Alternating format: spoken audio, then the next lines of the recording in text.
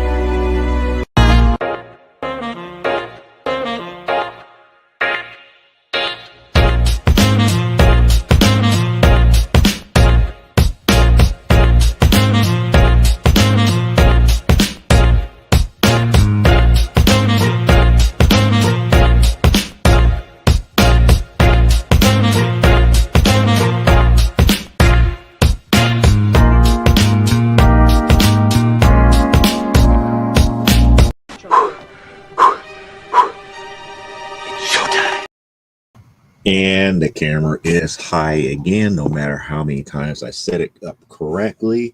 Welcome to another episode of From the Desk of a Small Press Publisher. I'm your host, Joe D. McPhee, and I hope that you guys are having a good Saturday. I wish I could be saying the same, but that's neither here nor there.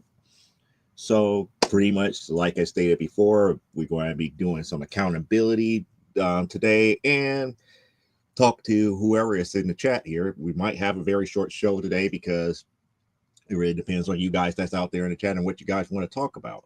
But nevertheless, let's get the business out the way in before we can move on here. First and foremost, we still got Stupid O'Clock still happening 1 hour into our show. If we get into our second hour, that depends on you guys tonight. As well, after Stupid O'Clock, got Last Man Standing at 1 a.m. Eastern. Then you get a little bit of a respite until you get Nicholas Tockert on Monday at 10 a.m. Eastern Standard Time for Nevermind the Furthermore. And don't forget about, yes, we're back. Thursday, 7 p.m. Central Standard Time. Comic Book Spectrum is back on the air. If you missed this week's episode, you missed the Specky Awards for 2024 here. We covered what we thought was the best and worst of 2024 comic book wise. And if you can go back out there and watch it right here on this channel, you will be surprised at what we actually picked for the best and worst of 2024. On that note, sadly to say, there is no new comic book pickups for the week. There is zero. Nothing came in over this past week and everything, which is kind of fair. To the point here, there are things that's supposed to be arriving hopefully soon. I do know that there's a couple of small collections where I finished certain titles, collecting certain titles and everything. Just off the top of my head, I finally finished Mystery Quarterly, which was the DC run. That finally is completed, but I'm waiting for those books to arrive here. I believe I've just completed volume 2 of Faith from Valiant Comics. I know I had all of volume 1, but I wasn't 100% certain I had all of volume 2. But so I believe I got a full set of Faith from Valiant volume 2. And we got miscellaneous other odds and ends as we move more and more towards finishing off certain runs that we're going to definitely keep in our collection for actual purposes for archival. Now, just to give you a heads up, since other people have been asking me out there or whatnot, because I was on Whatnot earlier, not as far as my own show, but I was helping other people by being moderator or whatnot, being a moderator for them for their shows here. My next Whatnot show would probably be sometime around January 25th. That's a Saturday.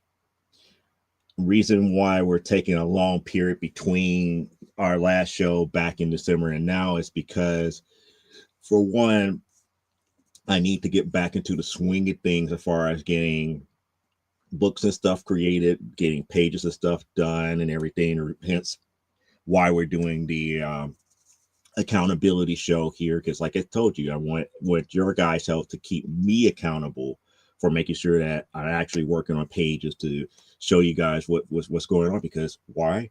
You told me don't do live drawing streams here because you love talking to me more so than anything else.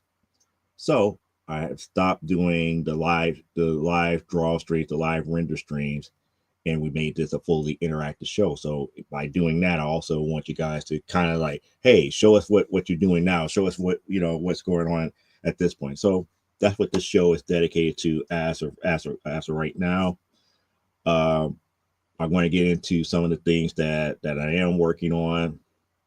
And sadly enough, I didn't get a chance to work on Primetime Saturday Night number 5. However, I am working on several chapters of this anthology series that I'm been working on that's been in the works, which is more of adult theme here. So I'm about to show you work within that. I got 3 pages and working on page number 4 in DOS Studio. So that's what we got on tap on tonight here. I don't think we got anybody in the actual chat as of yet. I was hoping that somebody, oh, there we go. There. Okay, so we got Parallax in here. So Parallax is in the house and whatnot. So we know we got somebody here that will be helping with the conversation and everything. So we might have, at least a 1-hour show nonetheless here. But accountability wise, let's get into it. Like I said, I have not worked on Primetime Saturday Night number 5. There's no real excuse why I haven't worked on it other than the fact that I'm not certain where I'm going to go with this last tag team match for issue 5. So once I get past that, the rest of it is pretty much self-explanatory. I could go ahead and get the rest of the graphics and stuff done and get it all formatted, get the lettering done, and then get it over to Elaine for the editing purposes. We're running close to the edge and trying to get it ready for C2E2. So what needs to have happen here is that if I need to get it done by the end of this month or the first 2 weeks of February, that way I could get it to Elaine. We could put money aside and everything to get it printed, and then have it ready, at least have copies ready for C2E2. Are we crowdfunding this issue? Probably not. Because as of right now, crowdfunding really barely pays for the printing of it. And when we say printing of it, we're not getting like full print run printing. So when I say full print run printing, meaning that we're not, doing like lots of like 5,000 or more copies here. We're still doing print on demand and everything to that matter, because until we can manage the overhead of having multiple quantities of the issues in storage, which again, we're still working with the storage situation and everything, with the personal collection as well as the books that we actually sell for CGC Studio. So that's a lot of books to have in a storage unit, and you have to keep them separated. And this is not including some of the other stuff such as video game equipment and stuff to that magnitude that we sometimes use. So it's a lot of stuff to go through, and we still have not completely sorted and separated everything in storage by title. One of the things that I can verify that, the personal collection and the CGC Studio stuff is still separated. We don't have them in the same, on the same sides of the unit. So that way I could, pretty much go walk in and be like, okay, we need to grab X amount of issues of Amazonia, just go to one side, pull them and keep going. If I need to find something that's in the personal collection, I go to the other side. I have to go through several short boxes of comics to get to what I'm looking for here. Outside of that, I have not updated Patreon, but some of this stuff might end up going on Patreon that I might show you tonight here, because I do my more adult type stories or the graphics. I show those types of things on the Patreon. So if you're not a member of the Patreon, you might want to think about being a part of it, and that is it's CGC Studios on Patreon. So if you look up Assiduously Studios, you will see stuff for Primetime Saturday Night, stuff for the adult book that I've been working on. I know I've been promising, how he does it on there, but you guys know how I am about pre-recorded stuff. If I pre-record things and you want me to edit it and everything, it's just going to take forever. I just rather just do, if I could pretty much live stream directly to it instead of pre-recording it, putting it out there on like YouTube and then linking it back, it would be a different thing. So until I figure out the video aspect on Patreon, how he does is kind of like on a hiatus. I think we only did one episode that actually got there, which is kind of weird, but at least we did at least one episode that is there that shows you where we're at within Primetime Saturday Night here. As far as Amazonia is concerned, we're getting there. We're getting there because I'm back rendering now with Primetime Saturday Night and the other story that I'm going to show you guys. That means that I'm about to get ready to get back into actual manual drawing here, which means that the table behind me that has the comic book stuff for Whatnot shows and for Comic Book Spectrum, that's going to be be moved to the side before I could get back to drawing Amazonia number 8. Keeping our fingers crossed that if there's little to no interference with real life, we will have issue 8 hopefully close enough to C2E2 where I might be able to do a preview or actually might be able to get it printed. Yep. I mean, everybody, it's like those who read the series love it. So it's a quirky book. It's not your stereotypical heroes and types type deal. It's more of like if I could say, it's more of a slice of life / cop drama. And they do have superheroes and everything, but it comes off more like a cop drama / slice of life type story. And I kind of miss drawing it. I did take a kind of like a little bit of hiatus here to really work on Primetime Saturday Night, which I should have gone ahead and knocked it out, finished knocking it out when I had the opportunity to, but life got in the way and other things had happened. And I got so close to the end of it that because I didn't script it all the way through, I felt I got into that quagmire of how to deal with this last tag team match, because again, I haven't really did too much tag team stuff, and since issue 5 is dealing with a tag team tournament that has started, we had 2 tag team matches in this particular issue, and the dichotomy of the teams are very quirky. So I have to really buckle down and make certain that I got those matches correct based upon the characters and everything to that magnitude here. Outside of that, Comic Book Spectrum started back up, so that meant that I had to do a couple of things for the Specky Awards for this week, which means that I got to work back in PowerPoint again, which took me some time to reacquaint myself with that here. And then, a lot of other things dealing with life and being a little bit up under the weather a couple of days this week and just dealing with family and everything. It was just a toll. It was just a big toll to be had here. But we did what we needed to do here.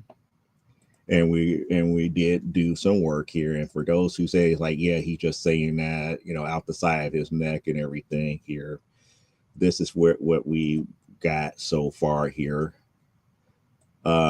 This what I'm about to get ready to show you is for one of our adult titles here. That is the anthology book here. This is part of one of the stories dealing with a, if I could say,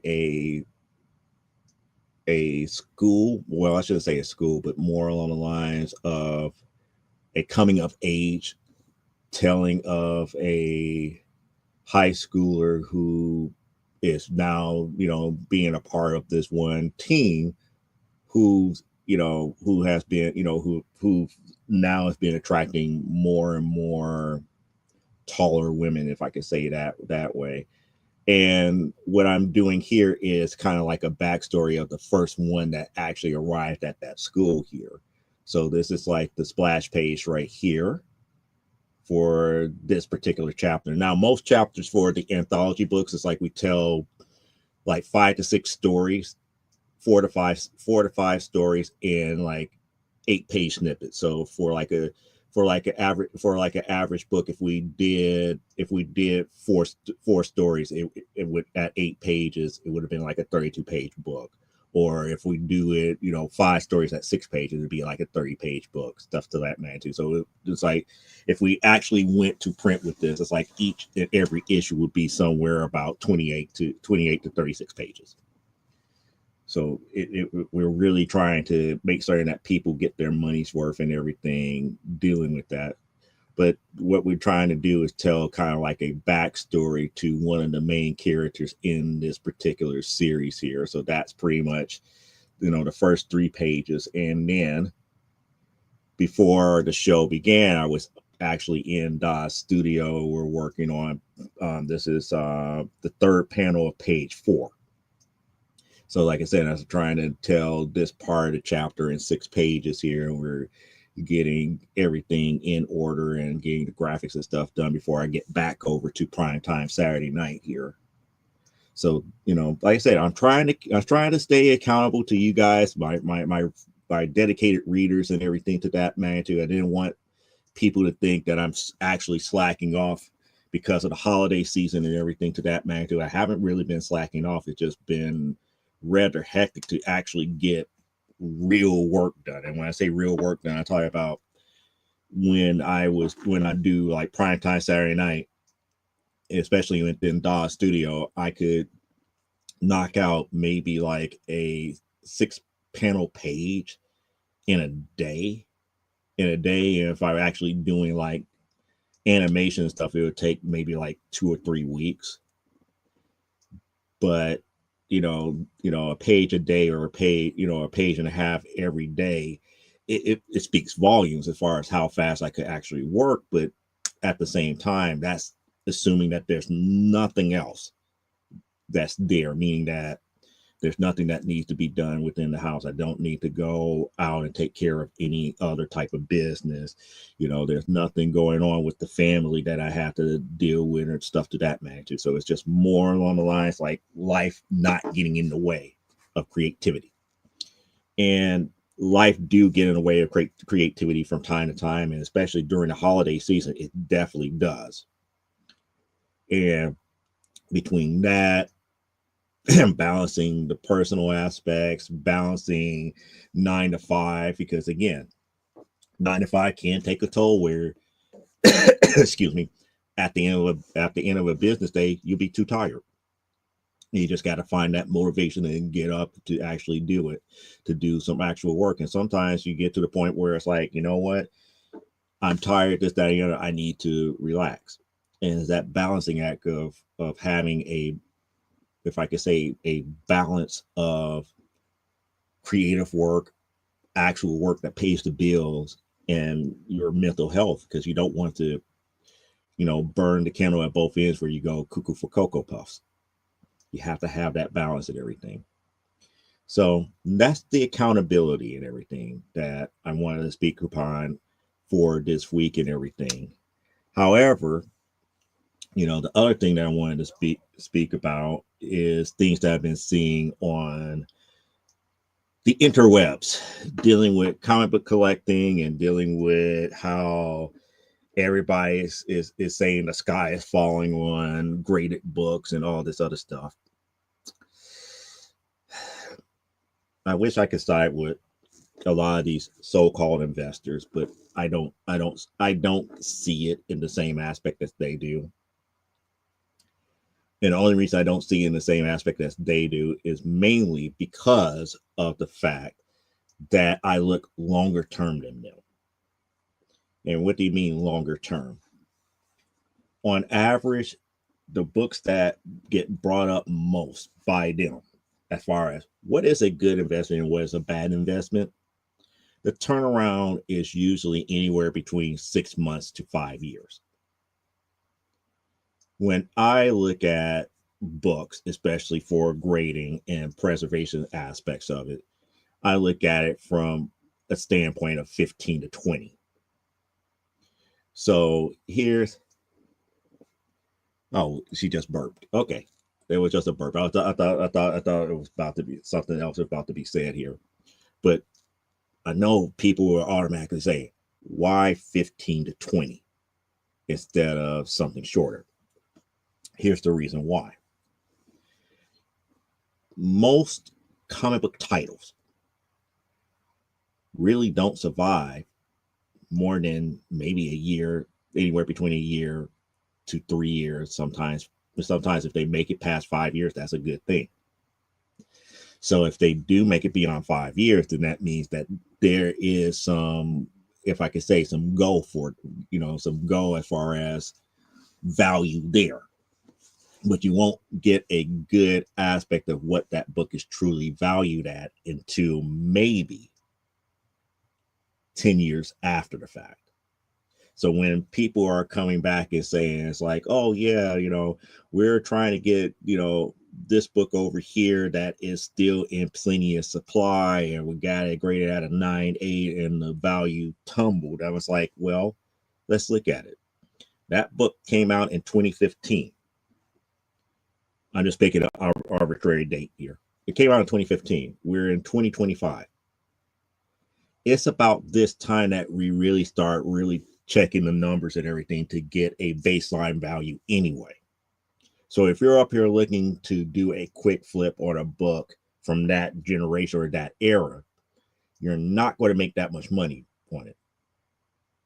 Now, the stuff that I will tell people to invest in, it will be older books.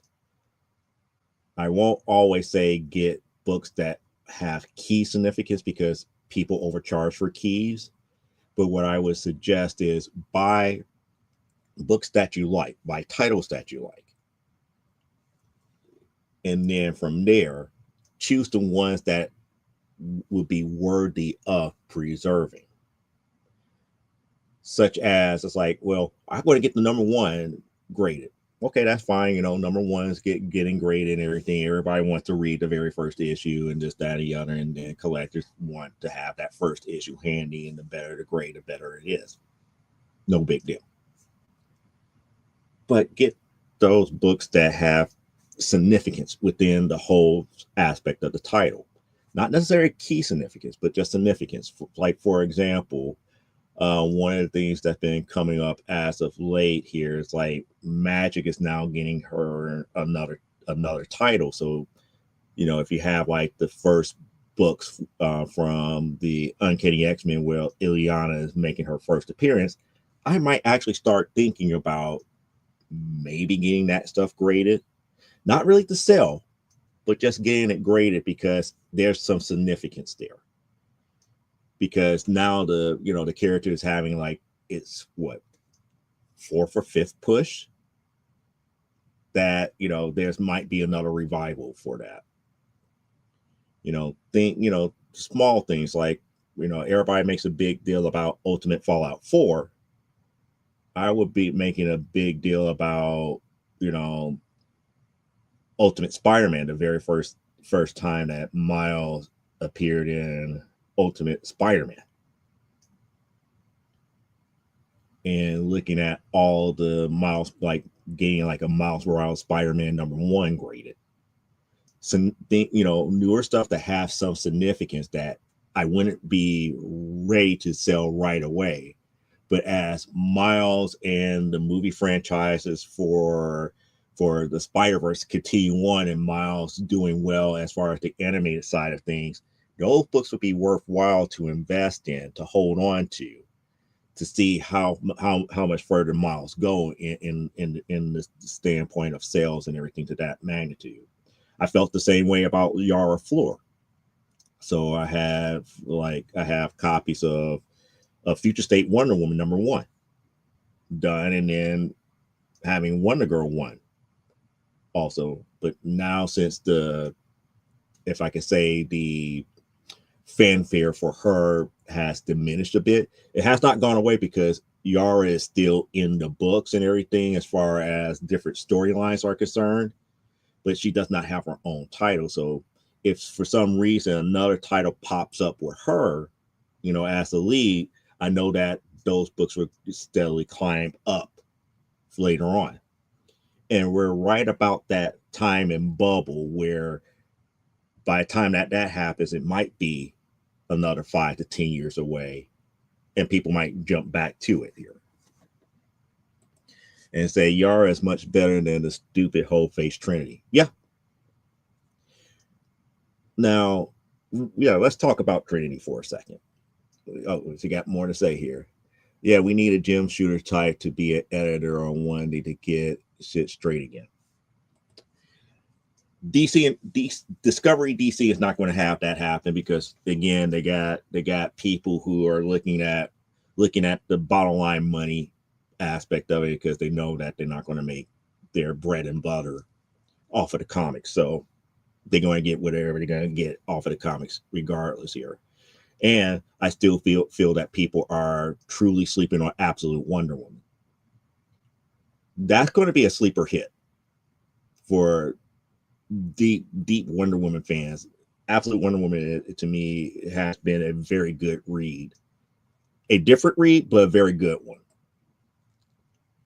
Yeah, just have the DC Comics branch as an IP farm. Yeah, that's what they're truly doing here because there's certain trademarks that they own. There's certain trademarks and copyrights that they have to continue publishing these books in order to keep the rights to them. One of them happen to be Wonder Woman. So as long as they publishing a Wonder Woman book, they keep the rights to it. And they only have so many months where they can't do it before they lose the rights. So it is.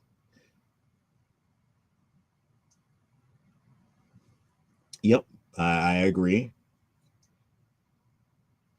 It's like everyone is after. It's like all everyone else is after is that stupid absolute Batman.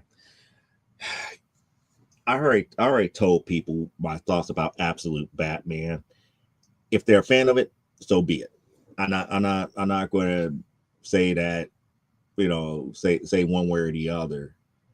But again, absolute Batman to me is one of the biggest what ifs ever.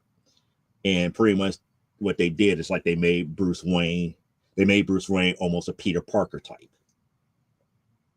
He really didn't have the millions of dollars from his parents. It's like he started off just like a smart kid who had to build all his stuff from scratch. He had to use his own money to build the stuff up from the very beginning. It's like it's too Spider-Man-ish when you break it down into its basic components. It's like, okay, you're telling Batman in Peter Parker's eyes, where in a Peter Parker like aspect. A lot of people are going to like that because why? You got too many Peter Parker fans out there that if you want them to cross over to a title in DC, that would be the fastest way to do it. Create a alternate universe where a Batman has to go through some of the similar things that Peter had to do with like the spider shoes and all the gadgets and gizmos that he had when he first started as Spider-Man. Superman is interesting. Absolute Superman is interesting, but I don't really want to follow it anymore because it got foreign to me. And when I mean foreign is more along the lines like, okay, I get his standpoint, but also in that whole aspect of it, it's like you're kind of alienating your own self based upon your stance. So you're kind of like, have like this chip on your shoulder type deal because of it. Saying that, hey, I know what's coming down the pipe and I need my help. I know you don't trust me, but you have to trust me. And I don't care. It's like if I have to fight you in order to get you to trust me, I will. That's like you don't need that chip on your shoulder. You just prove yourself.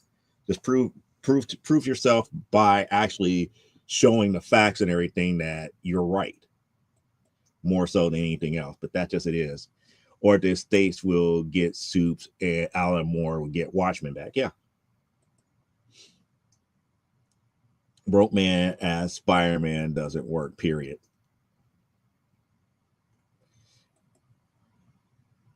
When Chip Zdarsky did Broke Batman, everybody went crazy because it was terrible. And what ended up happening now? Absolute Batman. And people are scarfing it up left and right. So was Chip Zdarsky ahead of his time, or was it just something that people just don't really pay attention enough and just got duped? You tell me. You tell me. You tell me, people. I'm not saying one way or the other is right, but you tell me. But that's just my opinion, because it comes off too much like, like a Peter Parker type story. People are scarfing it up. It's just eating it up.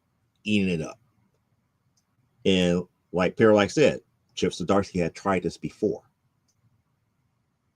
Was Chip Zdarsky ahead of his time? Or was this just something that it's just getting revisited? I don't know. Hashtag Thomas Wayne forever.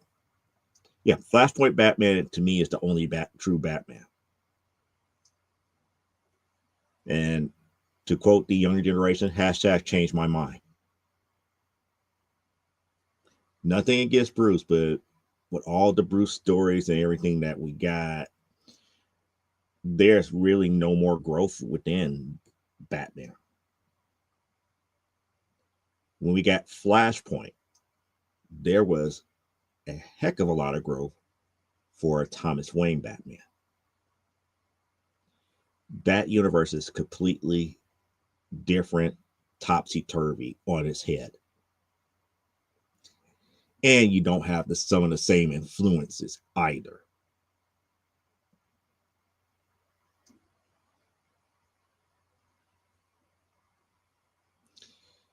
One of the key things that I always find interesting about Flashpoint, at least Flashpoint and Thomas Wayne, the Ward, aka the character that was supposed to be Dick Grayson. People keep forgetting that it's Harvey Dent. So Harvey Dent, aka what we know as Two-Face in Bruce's day, because of what happened to his father and the fact that Mom became Two-Face of that universe. And Mom became Two-Face in that universe for a reason. I mean, Flashpoint universe, when it comes to Batman related stuff, it's rough, but it makes sense. It makes a lot of sense. It doesn't lead you into, okay, the same thing over and over and over again. It leads to more akin to things that could really happen in real life if certain buttons were pushed, especially for the ultra wealthy or people who have power. And when I say have power, I talk about influence. I mean, think about it. There's no Bruce in Flashpoint. So Thomas's major villain is his own wife, because they couldn't deal with the loss of their son. Each one went their separate ways. Martha went crazy and became their version of the Joker. Thomas kind of buckled himself in and kind of is like, half on the fence on a lot of different unscrupulous stuff, like all his dealings with Gotham's mafia, all of the the dirty dealings with him and his practice, all the dirty dealings, with the underground.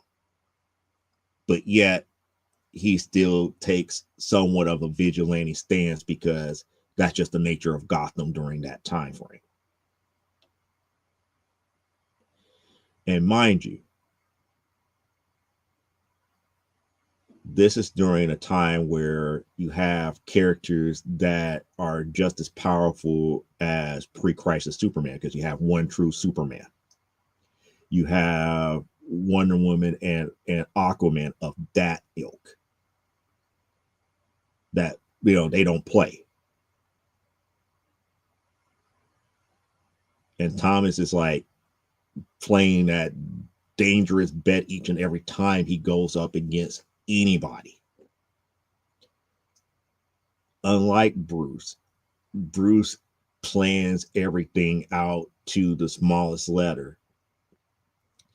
Thomas pretty much uses their natural instincts against them. I mean, that was the whole thing that he did between Wonder Woman and Aquaman in Flashpoint Beyond, if you guys remember. He didn't free Wonder Woman because he needed Wonder Woman's help. He's like, I'm freeing you because I know how much you fell in love with Arthur Curry, and Arthur Curry turned his back on you. You want revenge. I need to be able to get over here.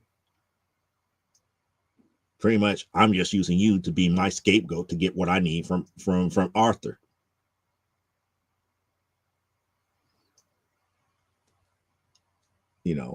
Thomas Wayne, hashtag the real Batman. Because Bruce would have never done something like that.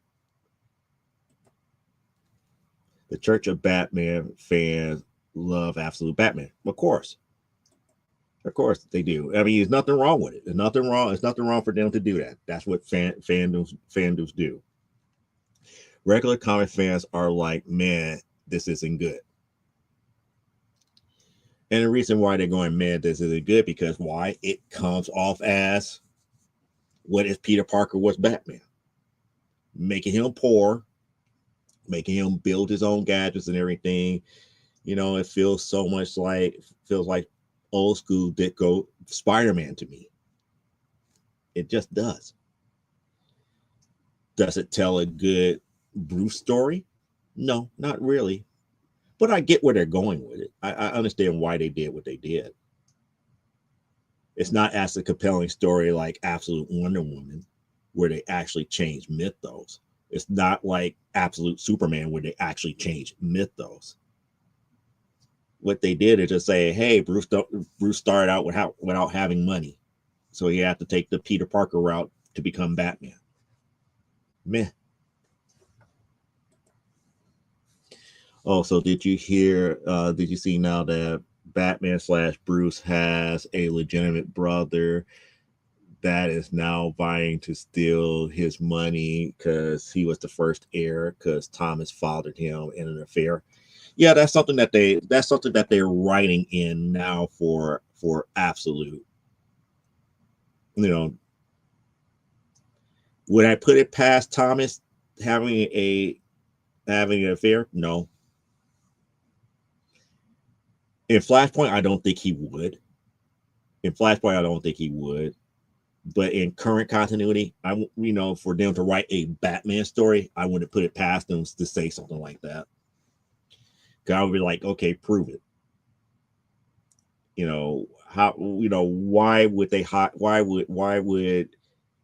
Why would Thomas hide something like that? And then on top of that, how would Thomas hide something like that for so long without Alfred knowing for so long before he passed? It's just too much stuff. It's just too much stuff that you have to explain in order to get to the point where people would believe it. You probably get away with it in Absolute Batman because that's a separate universe that doesn't have any true continuity to it as of yet. You could get away with it there. But if you can't get away with it in a main Batman title. You can't get away with it in Flashpoint. So, it's kind of like one of those things that it is what it is. Actually, Thomas Wayne, yeah. I mean, think about it. It's like, think about Batman Beyond. and how we got Terry McGinnis, at least according to the animated storyline. Now, comic book and anime, I don't think share the same origin for Terry. But the thing about it is, if Terry is technically a DNA, absolute 100% DNA replicant of Bruce, except for the fact that the so-called Cadmus agents that was supposed to parent him decided to not get, as Mr. Curl would say, concludified, and actually stayed together, got divorced, and all this other stuff. It kind of changes his trajectory, because again, they tried to set up everything exactly like how Bruce was raised, and they failed. Saying that he has like another sibling, an illegitimate sibling, it's just like, yeah, what makes you think that this individual will have the same trajectory as Bruce? Matter of fact, who's to say that it won't mess up Bruce's psyche? Not the fact that he has a brother. He's Batman. He has been on record to say that he has that defining line that because he's Batman, he has to kind of like be standoffish about anybody that is close to him. Knowing that he has a relative, such as a brother or a sister, would put a major damper on how much longer he could be Batman without kind of telling them that he is, just to protect them. Just saying. It's just weird in that aspect here. But it's the whole, well, I won't, again, you like using terms like wokey. It's the whole wokey mentality. You gotta make the rich white man evil.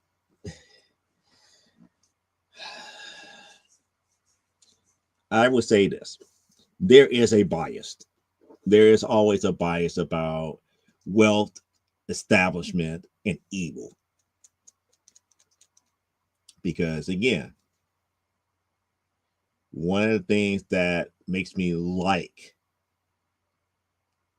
Crime Syndicate more so than any other incarnation of the Justice League is because Crime Syndicate knows what they are. They know what they are capable of doing. That's what makes the Owl so much more dangerous than a Batman. Owl will put you in a situation to be like, I just wanted to do it just to see how you react. And 9 times out of 10, I already predicted how you're going to react. And the other 9 tenths of the time, you're going to die because you reacted the wrong way. But I'm just curious. I was just curious to see if you could figure out another way out of this that I couldn't detect throughout my algorithms. That's what the Owl would do.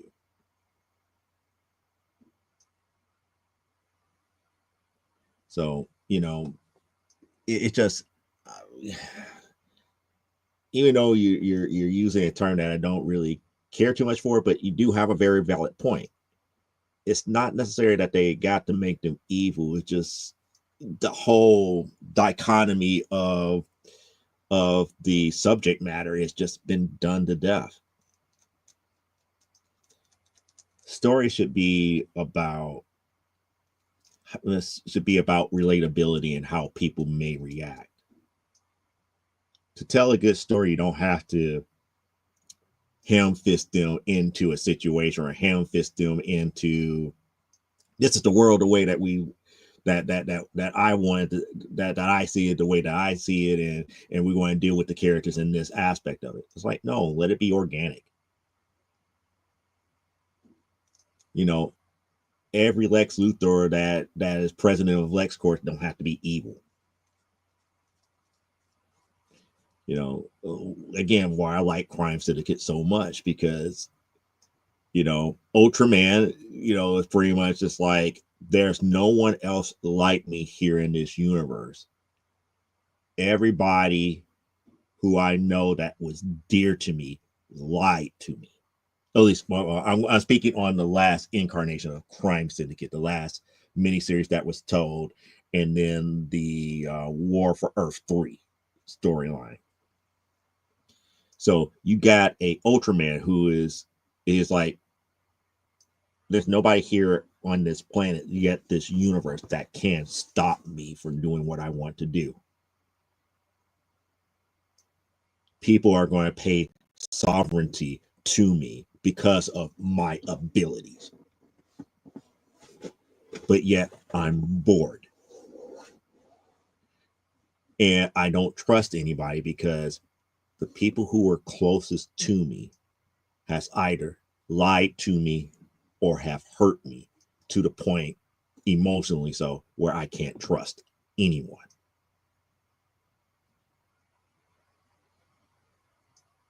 And that's the ultimate punishment when it comes to Ultraman. It's like, you betray him or you lie to him, you're concludified. There is no second chance. You just concludify. He will concludify you.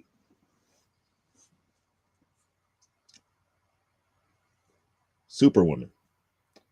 Everybody keeps saying that, well, that's their version of Wonder Woman. It's like, it's a cross between two characters. It's a cross between Wonder Woman and Mary Marvel.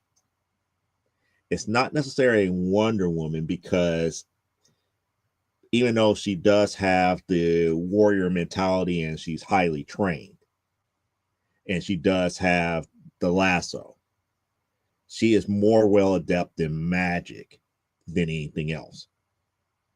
So it's really kind of like, what if Diana also had Mary Marvel level of magic? We already talked about the Owl. Then we got to deal with people like Jesse Quick and a lot of other characters that makes up the whole big thing here. Okay, we got some more comments here. It's like, but it is the woke mentality, straight middle aged men, if white and rich, are evil.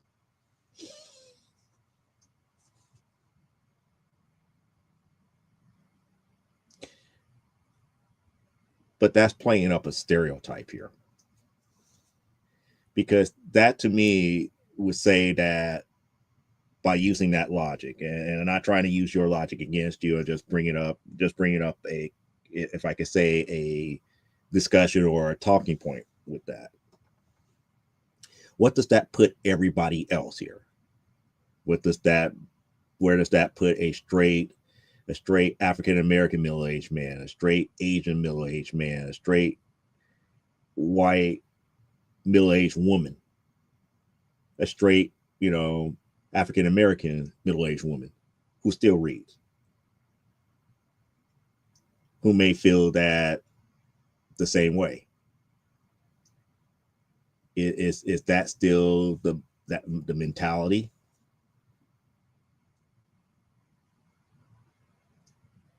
I'm just putting it out there because one of the things that's been driving me up the wall as of late, since we're going to go there talking about the mentality, why all of a sudden Perry White is a different nationality. I mean, granted, Perry White nationality should not be a major issue, but he is a major Superman character. And he plays a significant role as far as how Clark sees the world, too. It wasn't just Lois. Perry actually played a bigger part of it as far as how general population would see certain events. So, I bring that up. If you're going to really talk about that type of mentality, we have to also talk about stuff like that. Not really the fact that it was swapped, but the ideals that go behind that when Perry White controls the aspect of how the general populace may view something. changing his nationality plays into that a lot more than what people think. Yeah, but it's the woke mentality. The middle age man, if they're rich, are evil. Pac, it's like Pa Kent evil. No, he wouldn't be evil. Pa Kent would have never been evil. He's from the Midwestern white, hates everyone. No, I wouldn't take that scenario here because it's weird because I could mention other characters like Pa Kent, and if people came back and say that he was evil, I'll be ready to question him left and right. I mean, technically, Lex Luthor fits that category of Pa Kent. He's technically from, you know, if I could say, one horse town Middle West type scenario, goes out into the world, makes himself a multi-billion-dollar corporation. But he was evil from the core from the very first out time that he met Clark, or yeah, met Clark, whether it would be by through Superboy's eyes or through later on in Metropolis through Superman's eyes. If you flip the switch all of a sudden and change his nationality, you could paint a different picture of evil with him because he made a success out of himself. Now, my question now becomes, why is being ultra rich makes a person evil?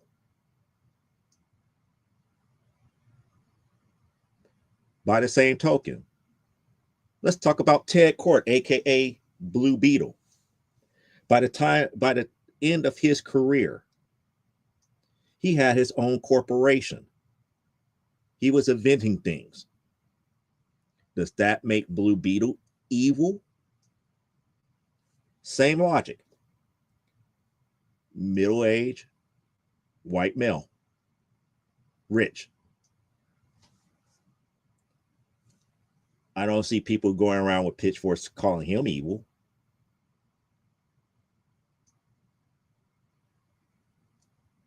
Ray Palmer.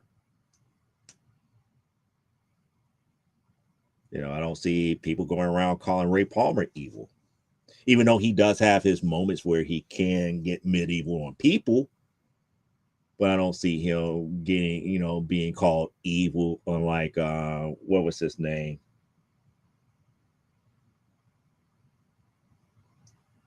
Ray something, the Asian guy that took over the mantle of the Atom. I forgot his last name. But even with him, he was a middle-aged Asian guy who was a college professor, who was well off, and he was actually dating several different people, and one of those people happened to be Giganta. Does that make him evil? I don't know. But to your point, there is a political aspect that needs to stop here, as far as being ultra rich makes you evil.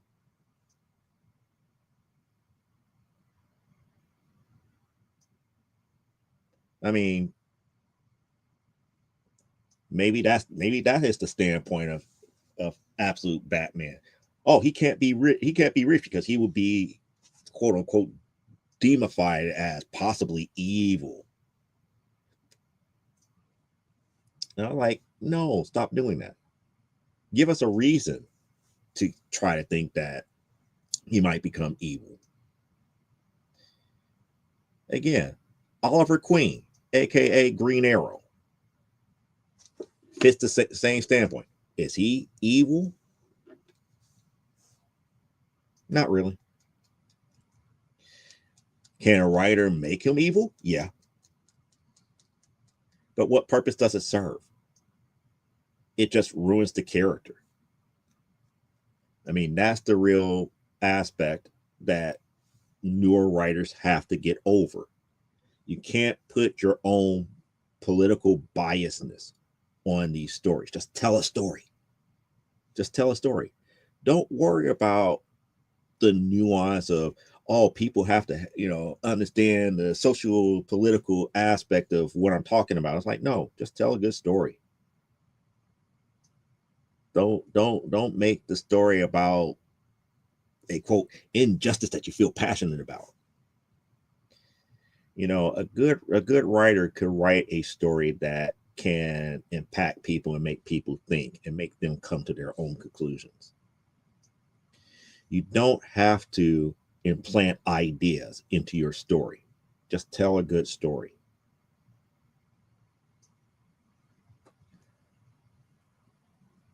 And I think that's the real reason why things are getting like Paralife was saying. It's like a Jim Shooter would be like, we don't need Batman in 50 billion different books. We don't need 50 billion Batman books. We only need 2. Batman and Detective. If you're not buying those 2, you won't be able to, you won't be able to see Batman anywhere else. And it's like, even he would be limited in Justice League. He would be very limited in Justice League appearances if we take the Jim Shooter method. Would that sell more books? Probably so. It would definitely sell more Batman books, because now you're limited.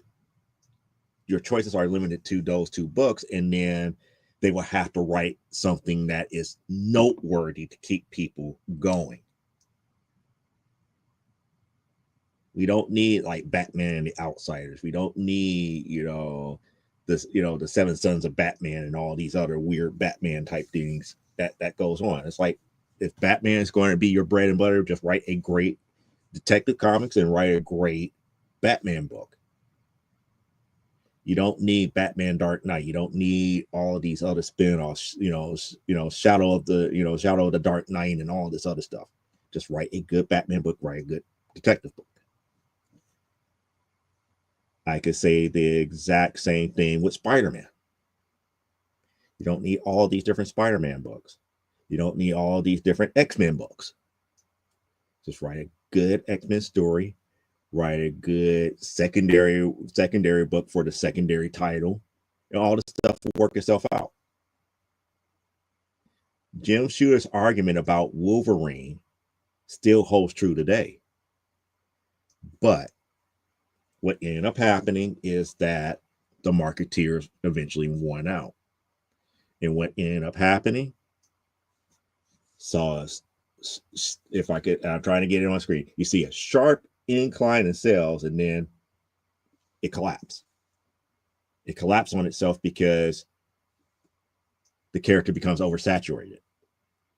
It will eventually fall out of favor. We've seen it happen with Venom twice. We've seen it happen with Carnage. We've seen it happen with Wolverine. We're now seeing it happen with Batman.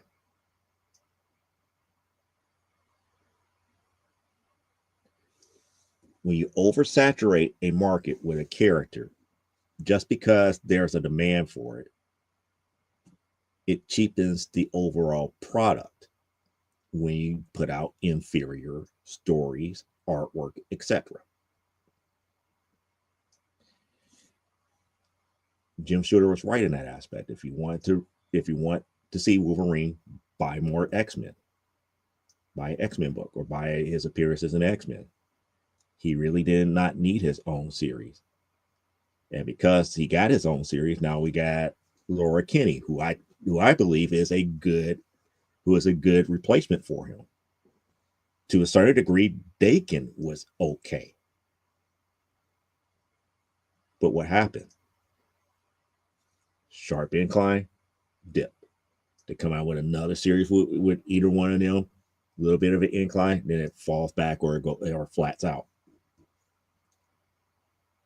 The demand is really not truly there for those type of things. And as much as people love these characters,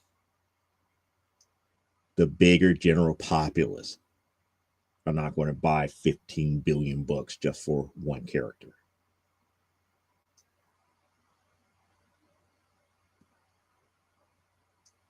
I mean, granted, I'm a Wonder Woman collector. I only have to worry about really one book.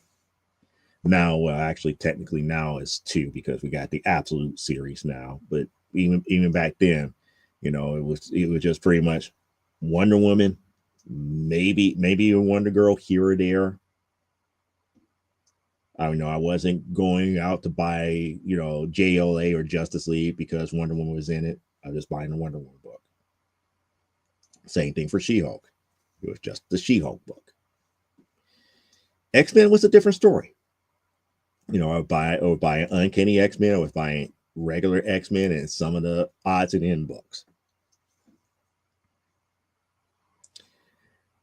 When Miles Morales first came into the Marvel Universe, yeah, that's when I picked up Ultimate Spider-Man. And like I said before, I didn't realize I had an Ultimate Fallout 4 until I went back and saw it there, still in the polybag, not open. But that goes to show you that you don't need the mentality of the creator does not have to, if I could say, embody your own political view or oversaturate the space based upon how much you think that the character is popular enough. You don't go around, seeing me putting Elisa in Primetime Saturday Night or even the adult book that I'm working on. I don't want to oversaturate that because her story is her story and all these other stories are different stories. But saying all that to say is that I try my best to remove myself out of that picture and just tell a good story. To be creative does not necessarily mean that you inject your bias into it.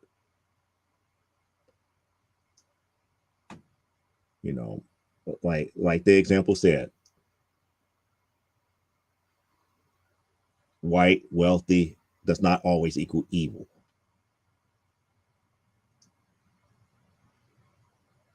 Just like a lot of the other things, it's like, if you're a part of the overall establishment and have some power and influence, does not make you evil. You might have some moral flaws, but it does not make you evil. You might have some personal growth to go through, but it does not make you evil. And a lot of times, if you do it the way that some people have been doing it now, you're actually doing the greater reading populace a disservice. Because at that point, you're talking down to them, or you're telling a story down to them, instead of allowing them to enjoy it organically. And that's a major problem.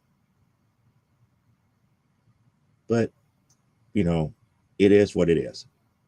It is what it is, because maybe that's one of the reasons why, at least now, and I still stick with this here. And maybe I am, a little bit out of touch as far as this is concerned.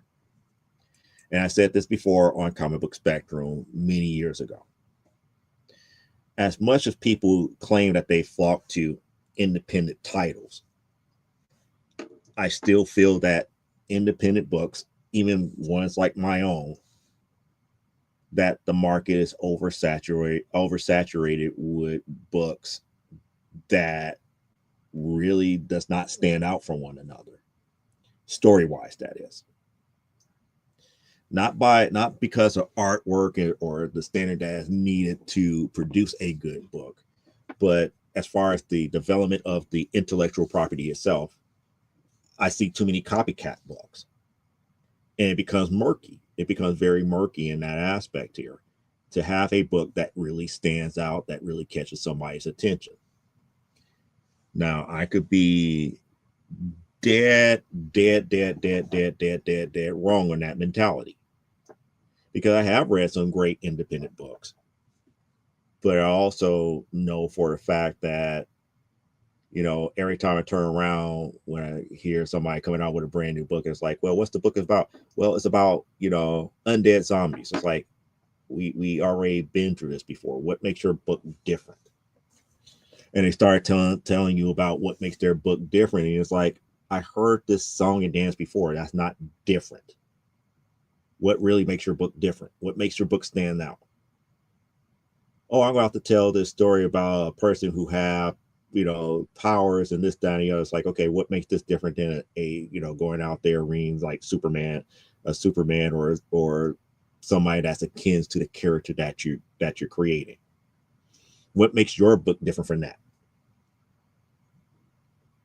And you get that's when that whole stammer and everything comes into play. It's like, well, it's like, you know, that's that quirkiness about developing your world, developing something that is unique.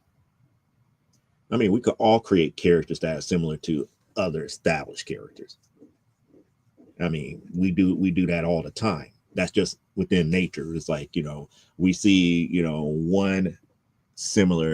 see one similar point or one similar character that we kind of dig, and we think it's like, well, what if we added this and added that and added that? It's like, okay, that's cool and everything. So you added on to this other base character, but what makes them different than the character that you based it off of? Well, they have this, that, and the other, and they could do this. It's like, but that doesn't make them any different. What makes them make me want to care about them? What about their situation? What about the world that they're in?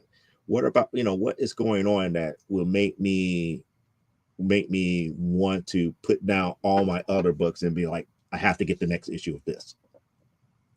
Those are questions that you want to be able to answer when you start developing your comic book stories or your IP.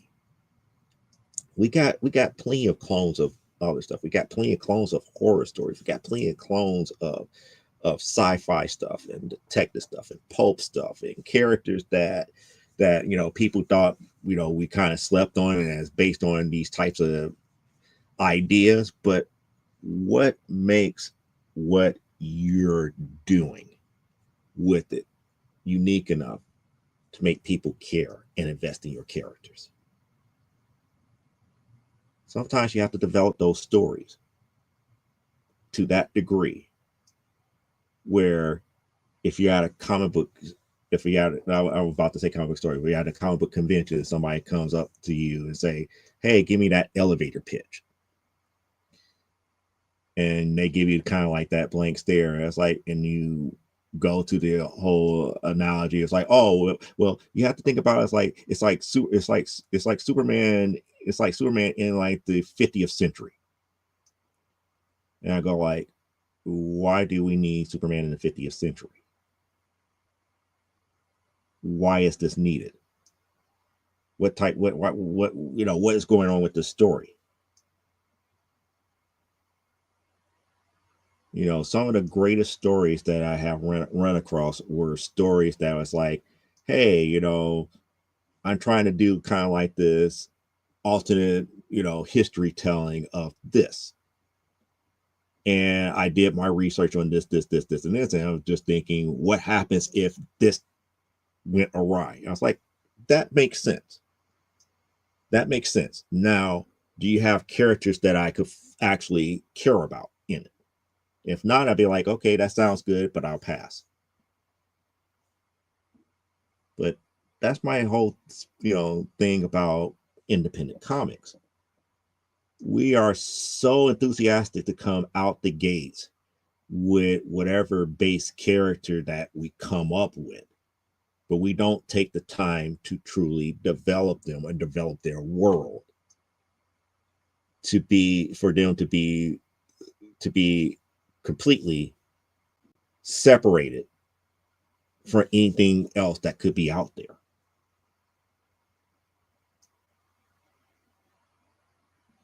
I mean, it's I mean, it's just a hard road to really come into creating intellectual property. It's a hard road to travel because you have to do your research. You have to at least read everything and see what's really out there. Open and keep your eyes open. It's like, hey, somebody's doing something similar to what I'm doing here.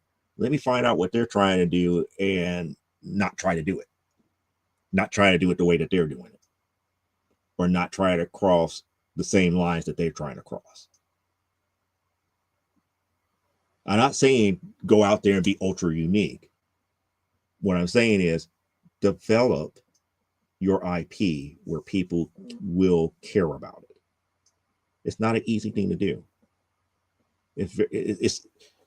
It's so easy, and you know, this is me, you know, me going back to the time where I actually attempted to go into actual book publishing.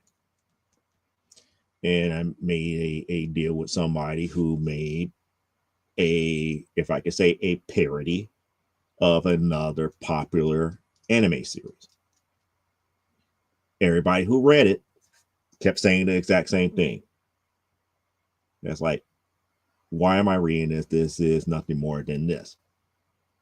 The creator of it kept coming back to me saying, you know, kept saying to me, I'm tired of people saying that it's this, and this. And it's like, well, what did you do to make it different? Well, I did this and I did that. It's like, but it's still coming off as this. What are you doing to make it different? What are you doing to your intellectual property to make it separate but unique? And he didn't understand that as a whole here. I mean, these are hard lessons that I have to learn. And people need to understand one other thing too. I'm getting close. I'm 3 years away from being 2 decades into this industry. 20 years. Do I have a well-known title up under my belt that's published by somebody else? No. Have I been published by other people? Yes. I have articles published in other comic book related magazines. I have actually written stories for anthological adaptations for movies. I mean, people keep forgetting about, you know, some of the stuff that I have done pro bono for other people. I don't bring them up because of the simple fact that it's not for me to bring up each and every time to say I did this and I did that. Why? Because people only remember you for the very last thing that you did or the very thing that you messed up that caught a lot of people's attention. So, you know, things that you did in the past, it's like people won't think about it unless they really love it.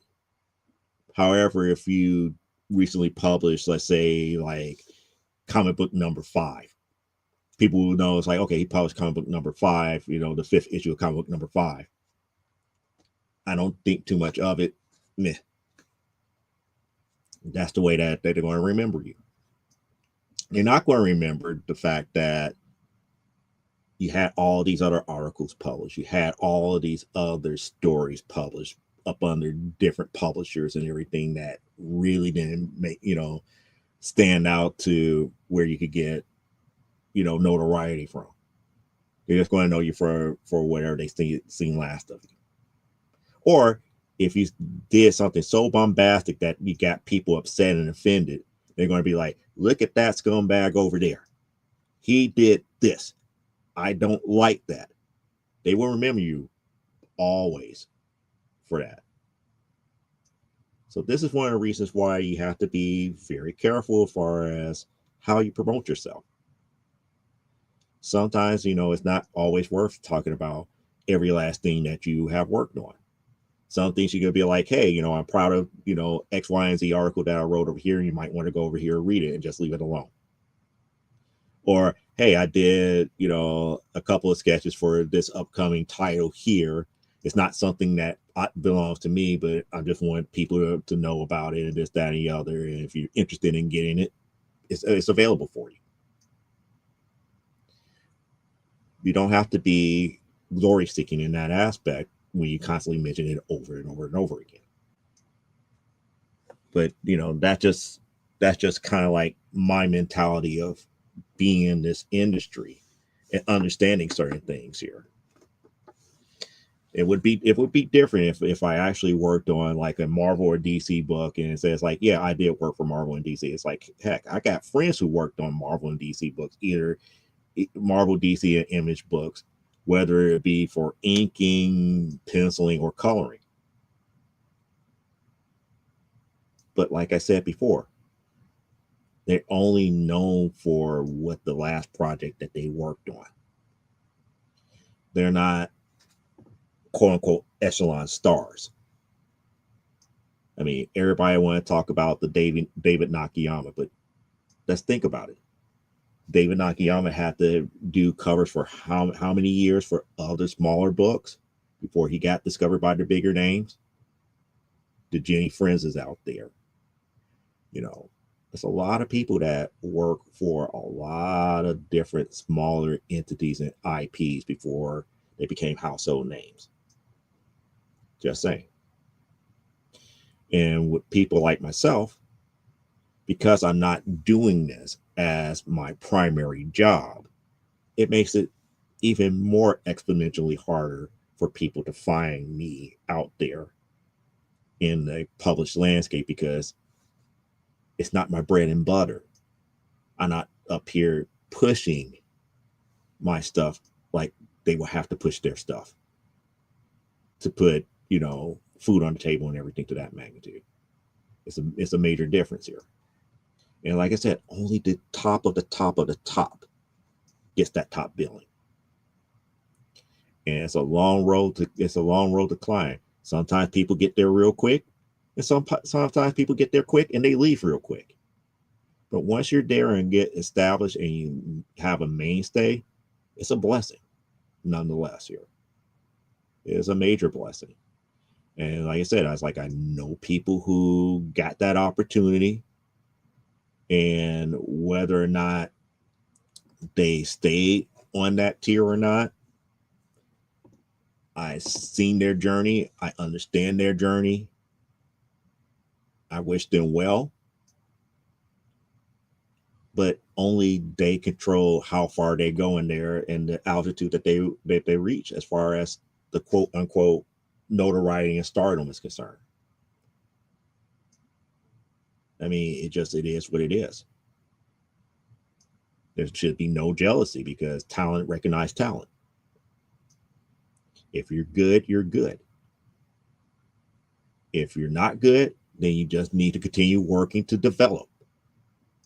You have to have that mentality to work until you are fully developed and ready to go and be a part of the big time. One of the reasons why you just can't come out with just that number one and think everybody in the world is going to love my comic. It's like, nope. People are not going to notice your comic until you get to like issue number 4, issue number 5, issue number 6. There's too many flash in the pans for the number 1. There's too many flash in the pans that has on 1 and 2. Come out with that issue 10 or that issue 50. Then you got something. Come out where you have at least, 12 to 15 issues, and then you have people like Diamond knocking on your door. Then you got something. But, these are kind of like the harsh realities that comes into being a comic book creator and being a publisher. Now, I use the term publisher loosely because I know that there's people out there, both as a fan and those that are in the industry, that will look at, you're a self-publisher. How come you're not going over here to Antarctic Press or Image and all this other stuff? The imprint doesn't matter. What matters is distribution. And when I say it in those terms, it doesn't matter if I self-publish it or not. When you have people like Comixology / Amazon, when you have places like Diamond, Luna, and all these other people willing to take your books. You're established, and that means you're established enough to have something there that people are willing to buy. Period. Doesn't matter that it doesn't have the Boom or Aftershock or Massive or Image or Marvel imprint on them. If you could get distributed by one of those type of entities, you're there. Simple, to the point. It takes work. It must be a standard. But once you're able to do that, you're established. It doesn't matter anymore. It doesn't matter who's printing what of yours anymore. But that's just the way that it is. And it's like, now, Joe, we know that Diamond will be lucky to see 2026. I'm just using them as a point of reference. And again, like I stated before, if you really want to know what's really going on with Diamond and really talk about the rise and fall of Diamond, look at how Diamond came to power based upon the articles that the owner of Miles High Comics put out there on his blog, because he talks in depthly about how Diamond came into power. And Diamond, surprisingly enough, came into power not on its own volition here. It was more because of a move that DC did back in the day. And who was the first person to leave Diamond to start the collapse of Diamond? DC. If you really follow the whole story with Diamond, and there's mistakes that was made across the board, but Diamond came into its supposed monopoly mainly because publishers like DC and Marvel stopped doing their direct marketing aspect, meaning that comic book stores did not have to deal with them directly as far as sales was concerned. DC wanted to get rid of their direct marketing program and created a competition amongst all these different distributors outside of them, as long as they could offer DC a certain percentage to their benefit. That competition not only bankrupt a lot of the different distributors out there, it bankrupt a lot of the brick and mortar stores too. It got to the point where eventually distributors were falling by the wayside, because if the distributor was not selling at least X amount of their books, DC would cut them off. And eventually this Highlander type aspect got to the point where you had, I think it was Capital City and Diamond left, and Diamond eventually was the only one to survive. And pretty much we had the ending, there could only be one, and Diamond was it. During that process, you had companies like Marvel who followed suit. They were seeing what DC was doing. They were seeing that it was working well, and to cut down on printing costs internally and all this other stuff as far as distribution and everything. They followed suit right over to the method that DC was using, and lo and behold, Diamond became the de facto standard. Again, a monopoly. I'm putting monopoly in quotation marks, because I can't really say that it was truly a monopoly, because there are still other distributors there that could have gotten those books, but they were pretty much the only game in town that guaranteed that you would get your books. Then lo and behold, about 10 years ago,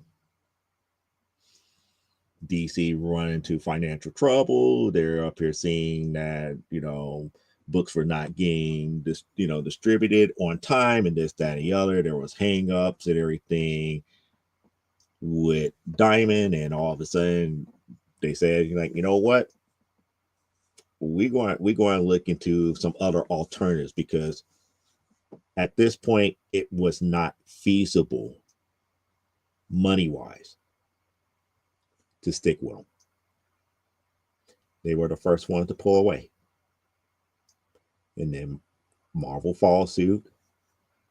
Then Image and a lot of the other bigger publishers after them followed suit.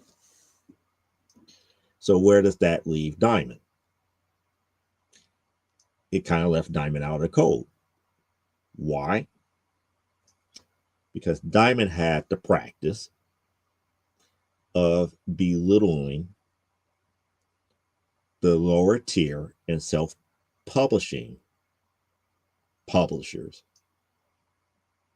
treating them rather poorly as far as advertising and distribution wise, delaying a lot of their funding to keep up with the demands for their purchase orders, delaying payments back to them, putting their stamp size advertisements in weird places in the independent section. And it got to the point that if you dare to complain, they decided that we no longer need your book. This is in addition to all the other requirements where them as a distributor became a publisher, because they were overlooking your book or oversighting your book to see if it's worth their time and effort. That rubbed a lot of the smaller guys the wrong way. Some people got in and they were happy for a little bit until they started holding checks and everything. And now, bills are starting to get due, and they can't pay their printers. They can't pay all these different people because Diamond was holding on to their money. Or you wrote up a great listing for this for your great ad for your listing in Diamond, and they refuse to run it. You happen to mention it to somebody, and at that point you get that notification that says, like, hey, your sales are rather low, this, that, and the other. We don't have any more quoted sales for you coming in. We have to discontinue your listing here in our distribution. Those things happen. So after the bigger companies left, now they're trying to scramble to get anybody and everybody who they can so that they can distribute. And like Parallax said, I mean, I know that she's saying it sarcastically, but it could be true. They might not last into 2026. It's a good possibility that they can, but they do have to change a lot of their policies.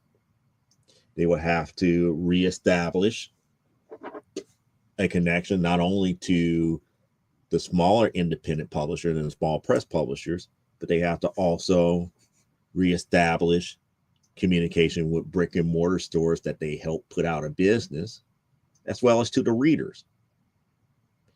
Because again, what good is this Diamond if they're not shipping out any books that anybody wants?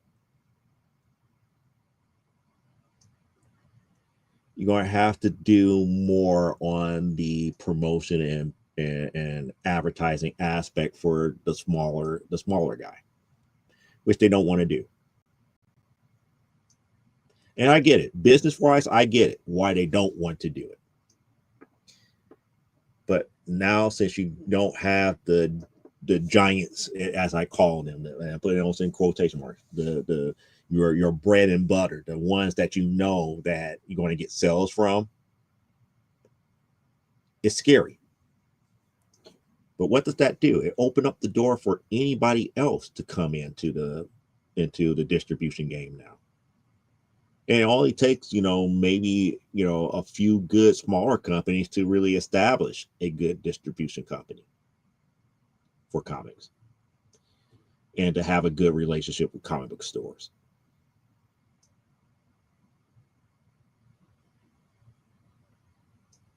But that's a whole nother ball of wax in the bigger scheme of things here. But that was a good sidetrack there to talk about Diamond as a whole here. But outside of that, that's where things lie at as of right now.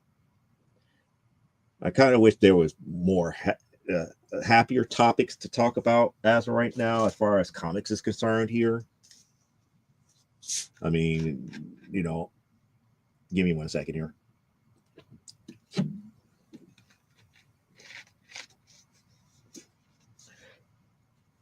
From hearing all the negative Nancy's out there talking about resale values and investment comics not reselling for what people are paying for, and this, that, and the other, and the fact that we're not getting as great of stories as we once were. I still feel that we're in a day and age where it's going to become more of the day of the independent. And the problem with the day of the independent is that it's too murky of waters out there. Meaning that we don't have, if I could say, the best and the brightest out there being highlighted, because there's so much of it out there. And I kind of wish that it was. Well, no one told you to get a worthless 1 and 200 for $384. Again, nobody's up here forcing people to buy things up under FOMO as a whole. That's like, oh, you need this photo cover. You need this photo cover of Vampirella. It's a 1 in 5,000. It's a 1 out of 5,000. And it costs you $1,000 to get it. I want one. It's like, why? It could be any actress that plays Vampirella. There's not one de facto person that plays Vampirella. But why are you going to spend $1,000 on that? I mean, granted, I got duped into some bad investments like that, such as the gold cover Onslaught. I paid $110 way back in like the early 90s for it. And it probably worth nothing as of right now. I mean, it had the certificate and everything. And like the braiding and stuff is now kind of sort of coming apart on it and everything. But it still looks pretty decent. But for the time, it's like it was one of the few 24 karat gold covers out there. I'm like, $100, I want it. Just because it was just that limited. But I got duped. Unlike how people said, oh, you got duped for buying X-Men #1 for $1,500. I was like, haha, I had already made 5 times my money on that investment. But, to Parallax's point, if it wasn't for how FOMO is running rampant today, we would never have this type of stuff running rampant in this modern era of comics. A 1 in 200 really wouldn't make a major difference back in the 80s and 90s. A 1 in 200 would be like, oh, we're short of X-Men 3000. It's like, how can you be short of X-Men 3000 when you have all these A covers, all these B covers, all these 1 in 50s, all these 1 in 200s, and all this other stuff? Why? Because we're not going to concern ourselves about the rarity of the cover. There's a plethora of copies of that issue out there. So how is that issue rare? It's not. And because now in this modern age, we have people who are collecting covers as a poor man's art gallery, we have stuff like what Parallax is saying happening way more often than not. And it's kind of pricing a lot of the new people out of these books, because what happens when you run out of that A cover and the only thing that you have left in the store is the 1 in 50 that's at $50 and the 1 in 200 that's at $384? That person going to turn around and write out the story and be like, oh, well, I was like, I wanted to read this book. I guess I got to go out here to Comixology and read it, or just not read it at all and just not get into the collecting scene. But yet it forced these stores to go into getting people to buy stuff on FOMO. It's a 1 in 200. It is very rare. It's like, it's not as rare as you think. The issue is not as rare. It's just the cover. If you want this particular artist, then yeah, buy it. But if you just want the issue, say it's like, hey, I just have to, get it on the what was it? What, I forgot the term that they used to call it. It's like not reissue or something like that. The second go around is like the reissue on the reissue order or something like that. Drew Diamond, but I forgot what the actual term was. But most stores would do that and not get you in that mindset or mode where the only way for me to read this issue is to buy that 1 in 200, despite the fact that I don't care about which cover I have. That's where the problem lies at here. Then on top of that, you got flippers. And nothing wrong with flipping comics. I do it from time to time with books from my collection. It's not really the flipper's fault. It's more along the lines of the idea that you can make a lot of quick money by flipping these books right away at an inflated price, because I got that rare 1 in 200.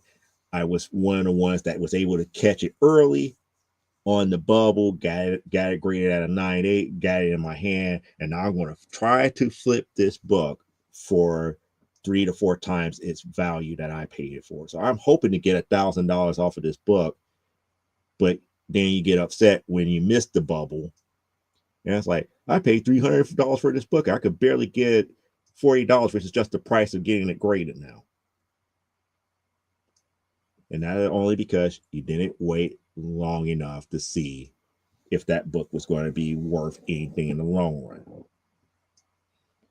And to be quite honest with you, a lot of these 1 in 200s, 1 in 50s, and 1 in 10s and 1 in 20s, later on down the line, 20, 30 years from now, may not be worth as much as the original A cover. And the only reason I'm saying that now, when you look at the aspect of 30, 40 years, are people really going to care about who did what cover anymore? We're already in a day and age where some collectors don't even know who's writing the books anymore, let alone who's drawing the interiors or anything to that magnitude. Only thing that they know is that they bought a Spider-Man book. They bought an X-Men book.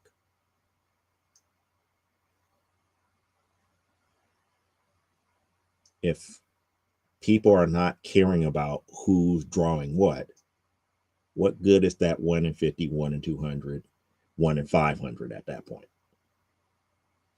It's just another copy of the actual issue in that series. Something to think about. Something to think about in the long-term aspect of how I do my investing and everything to that magnitude here. Unless you guys got anything else that you guys want to talk about, let me know, because I think I'm about ready to wrap it up here, because I think I covered a lot of stuff that I didn't think I was going to cover here. And I'm glad I didn't get ranty. I'm really glad I didn't get ranty. I'm not in the best of mood, so I don't really wanted to get like, the angry Joe rant type stuff like that. But it was good discussion here as far as some of the weird things here. Just like I said before, I don't get into that whole using of certain terms here, but I understand where people are coming from. Us as creators need to keep our own biasness as much out of our creative endeavors to tell a great story. Sometimes you have to, sometimes you have to, especially if your book is dealing 100% into the social political aspect of it. I can see it, but if you're just telling a good hero story, you don't. Let the story tell itself. Let the reader get their experience and figure out everything on their own. I mean, that was one of the things that I learned from Kelly Sue D. McCormick dealing with Bitch Planet. I still stand by my complaint though about it, because I still want to know more about the background of that world. And to me, the world was still not as developed as I liked it. But a lot of the characters, oh my goodness, some of the backstory of some of the characters, I love how she does backstory for characters in that series. But the world that they were set in is still rather foreign, and I just felt that I still feel the way that I feel. I feel like, the world was created and molded to that biased, instead of, hey, was there ever a caveat to this? But the best way for me to really delve into that world was Penny's backstory. And I understood exactly why she turned out the way that she did as a result of it. And I give her kudos for, I think that was Bitch Planet issue 3. She told a good backstory for a character that made you feel not only for the character itself, that is painted to be like this, oh, she's supposed to be the bad guy. It's like, no, she's the hero. She's really the hero, because throughout all this stuff that happened, she's still coming off on top as far as how that world was set. So, that's just the way that I am on that on that aspect here. But like I said before, unless you're doing something that is on that plane of social political type aspect, keep your bias out. Try your best to do it. Just tell a great story, and the rest will follow. And then if people come back to ask what your real opinion is about a subject, that's up to you if you really want to answer it or not. That's just the way that I feel about it, because you don't have to tell people what you think. Just write a great story. Let them think what they want to think. At least that's what they're paying for a good story for. To be entertained and to think what they want to think about the characters. So let's see if you guys got any other topic you want me to cover within like the next 5 or 10 minutes as of right now. Because if not, I'm going to go back. I'm going to start rendering these panels and everything, and get these pages done. And hopefully by next week, I got some more accountability stuff to talk about, and some other newer topics outside of, oh, graded comics bad, raw books good. Who needs that malarkey? That's all malarkey. It's just collector biasness. The point of the matter is, those who are doing quick flipping are having a time and a half to make their money now, because they have to be more careful in what they invest in and who is picking up what. And I'm seeing it on eBay, I've seen it on whatnot, I've seen it on claim sales, I've just seen what people are picking up. And sometimes I don't blame it on the collector. I blame it on the seller.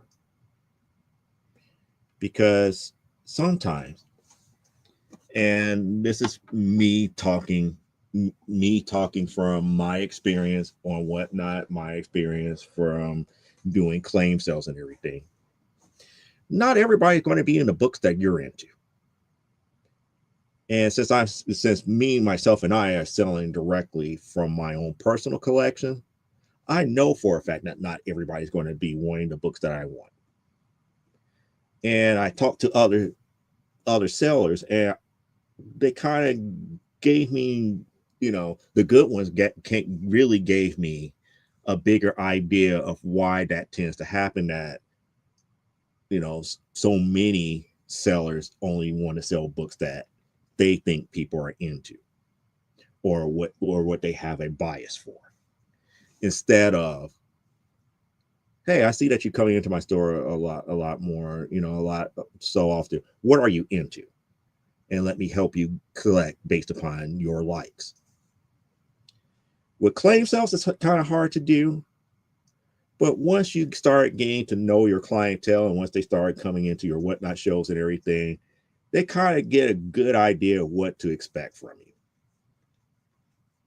So if, like, for example, if you have a whole bunch of X-Men and you've been showing X-Men, they're going to come in and start looking for those X-Men books that they're looking for. If they come in and talk about, hey, I'm looking for something killing the children, be honest. It's like, if you only got 2 on, show them the 2 that you got. If you have none of them, say that you got none of them. But at least give them the attention that they deserve, and see if you can cater to them. Because you never know. You might not have it, but you could probably guide them to somebody that does. And if you guide them to somebody that does and they get it at a decent price, guess what? They probably going to come back to you to buy something else.